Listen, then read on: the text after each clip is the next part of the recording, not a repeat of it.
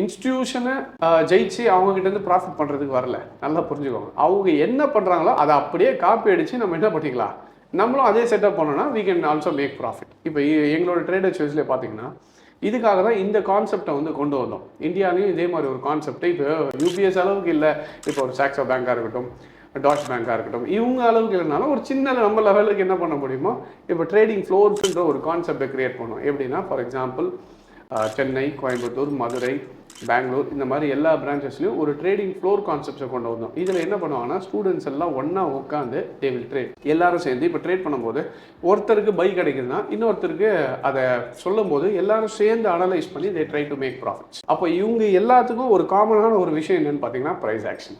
இப்போ இவங்களுக்கு காமனான ஒரு விஷயம் இருக்கணும்ல. இப்போ ஒருத்தர் இந்த இண்டிகேட்டர் யூஸ் பண்ணுறாரு, இன்னொருத்தர் இன்னொரு இண்டிகேட்டர் யூஸ் பண்ணாரா, இது ஒர்க் ஆகாது.